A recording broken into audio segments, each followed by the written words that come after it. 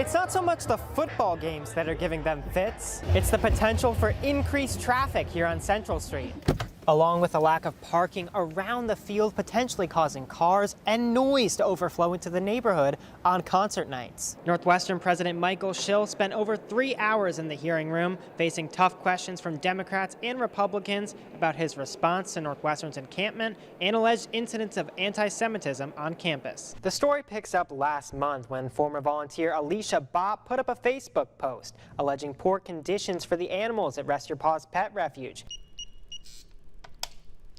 Hey everyone, today we're inside Walter Athletic Center for a behind-the-scenes tour of what it takes to keep some of the best Cats teams looking fresh.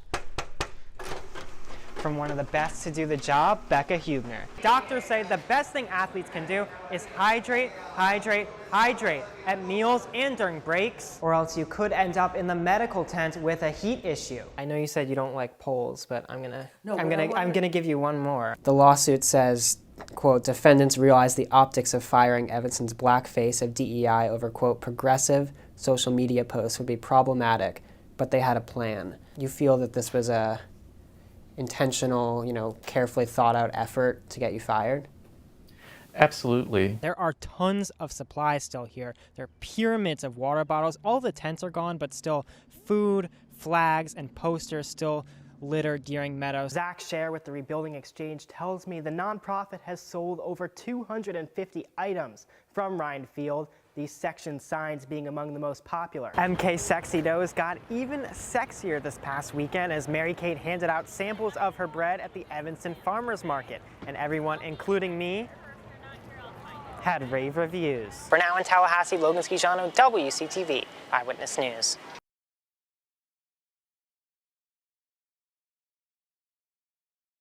The Committee on Education Workforce will come to order. In his opening statement, Schill defended the agreement Northwestern struck to end last month's encampment on Deering Meadow. By engaging students with dialogue instead of force, we modeled the behavior we want to apply going forward. Schill called the encampment a major anti-Semitic event, but many Republican members criticized his decision to negotiate with its organizers. If the university does not move to change its leadership, then it will be endorsing that institutionalization, that normalization of anti-Semitism on campus. Schill used the hearing to announce several steps that the university plans to take to address anti-Semitism on campus moving forward. I am personally committed to fighting anti-Semitism. We are going to reconstitute a task force that will benefit from the information from other task forces.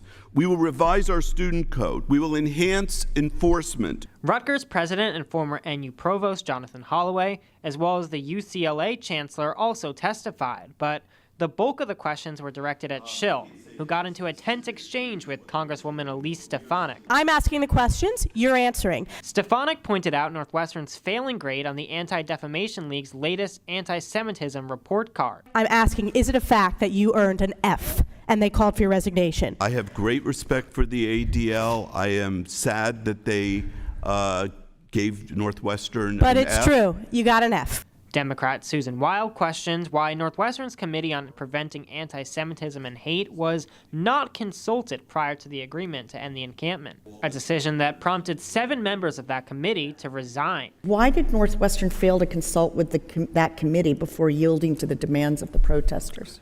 That was never in the purview of that committee. Many members criticized Schill's failure to enforce Northwestern's code of conduct, after Schill said that no students have been suspended or expelled for anti-Semitism since October 7th. What's the point of having rules if they don't matter? While Schill did not comment on specific allegations of anti-Semitic conduct and involvement of faculty at the encampment, he vowed to protect free speech for all community members. Free expression and academic freedom are the core values of our university, and we will protect them. On Capitol Hill, Logan Schiciano, Northwestern News Network. I don't want to go.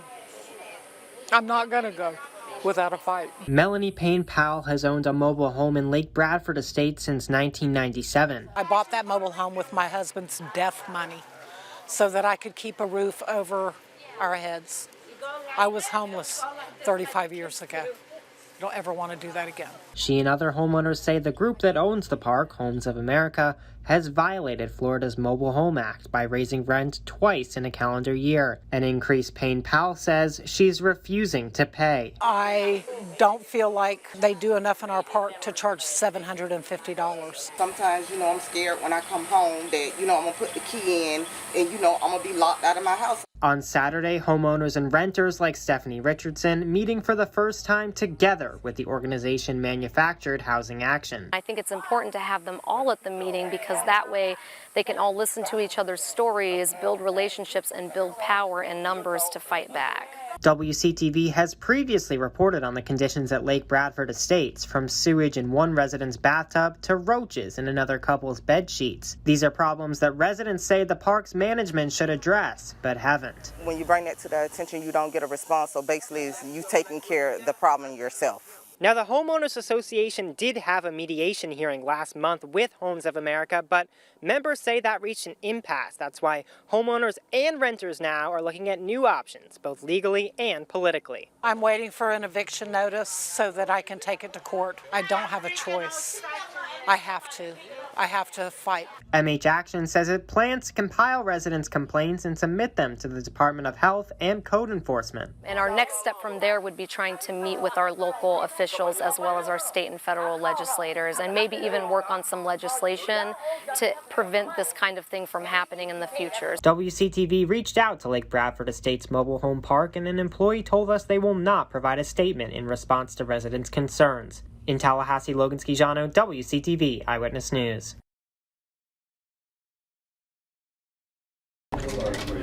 Belvidere, Illinois is getting the rare chance to start its engine again. Life is going to start being really good in a few years. The small city just west of Chicago will reopen an auto assembly plant, bringing thousands of jobs back from the dead. Belvidere is going to be revitalized. We're going to come back strong, building good cars like we was doing.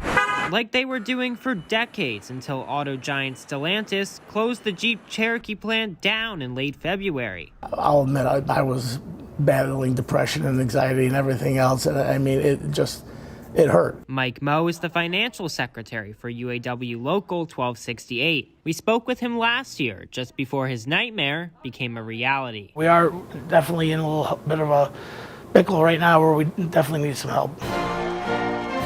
Eventually, that presidential help arrived. Joe Biden stopping in Belvidere on Thursday. I told my team, make Stellantis know Belvidere is a priority. And I got on the phone and let him know personally I thought it was a priority. And the reopening of the Belvidere assembly plant will truly be one of a kind. Mike Moe tells me it will be the first plant ever run by the big three, that's GM, Stellantis, and Ford, to go idle and then reopen its doors. No plants ever come back from the dead. We just became the first. It's all part of a tentative deal between Stellantis and the UAW, which put a 46-day strike in the rearview mirror. With this UAW contract, you'll be treated fairly. You'll get a fair share of what you produce, and you'll get the dignity and respect you deserve. UAW Local 1268 members voting Thursday overwhelmingly in favor of the deal. It includes a 25% pay increase over the next few years, cost of living adjustments, and more retirement benefits. My yes or no vote for this contract was very simple. If there was going to be product at Belvidere, I was a yes. If there wasn't going to be, I'm a no. And while it'll be a few years, former workers like Latasha Polk will be ready. I actually work now somewhere else, but when the plant opens back up, I will be in it. In Belvidere, Logan Schiciano, Northwestern News Network.